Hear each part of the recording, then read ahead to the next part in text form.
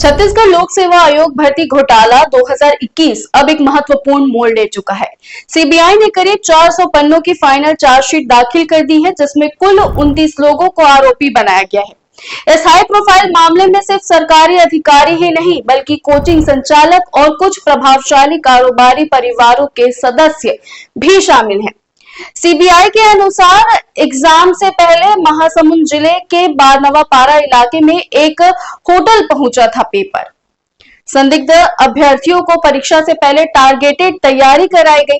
आरोप है कि कोचिंग संचालक के पास सीजीपीएससी 2021 का प्रश्न पत्र पहले ही पहुंच गया था और उसी के आधार पर अभ्यर्थियों को सही दिशा में ट्रेनिंग दी गई थी। इस घोटाले में जिन लोगों के नाम शामिल है वो बताते हैं आपको। तत्कालीन सीजीपीएससी चेयरमैन टामन सिंह सोनवानी, परीक्षा नियंत्रक आरती वासनिक, बजरंग पावर एंड इस्पात के निर्देशक श्रवण कुमार गोयल, उनके बेटे शशांक गोयल और बहू भूमिका कटियार सहित अन्य। फिलहाल 12 आरोपी जेल में हैं, जबकि उत्कर्ष चंद्राकर फरार है। सीबीआई की जांच में यह भी सामने आया कि सीजीपीएससी 2021 के टॉप 20 चयनित अभ्यर्थियों में से 13 से ज्यादा किसी न किसी अधिकारी, नेता या प्रभावशाली कारोबारी के बेटे, बहू या रिश्तेदार थे। इसके बाद चयन सूची को कोर्ट में चुनौती दी गई और मामला सीबीआई को सौंपा गया। फाइनल चार्जशीट में सीबीआई ने साफ कहा कि तत्कालीन परीक्षा नियंत्रक आरती वासनिक ने प्रश्न पत्र लीक कराने में अहम भूमिका निभाई है। पेपर छापने का काम कोलकाता की प्रिंटिंग कंपनी को दिया गया था। जनवरी 2021 में कंपनी का कर्मचारी महेश दास 7 सेट प्रश्न पत्र लेकर रायपुर आया। इन पर्चों को आरती वासनिक ने घर ले जाकर टामन और ललित के साथ मिलकर उनकी कॉपी की और फिर दोबारा सील करके प्रिंटिंग के लिए भेजा गया।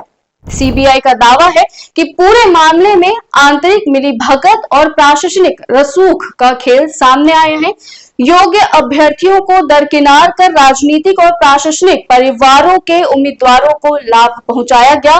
डिप्टी कलेक्टर, डीएसपी और अन्य राजपत्रित पदों पर अपने नजदीकी लोगों की नियुक्ति कराई गई। आपको बता दें, सीजीपीएससी 2021 में 171 पदों के लिए परीक्षा आयोजित हुई थी। प्री मेंस और इंटरव्यू के बाद 170 अभ्यर्थियों की अंतिम सूची जारी की गई थी। टॉप 20 सूची में 13 से अधिक उम्मीदवार किसी न किसी अधिकारी, नेता या प्रभावशाली कारोबारी के बेटे या करीबी रिश्तेदार थे। इसी आधार पर चयन सूची को कोर्ट में चुनौती दी गई थी, जिसके बाद जांच सीबीआई को सौंपी गई।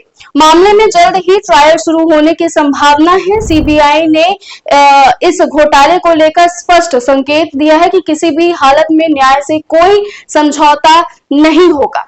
अब सवाल सिर्फ जांच का नहीं है, बल्कि पूरी राजनीतिक और प्रशासनिक सिस्टम की पारदर्शिता पर भी उठता है। कमेंट में अपनी राय जरूर बताएं और वीडियो को शेयर करें।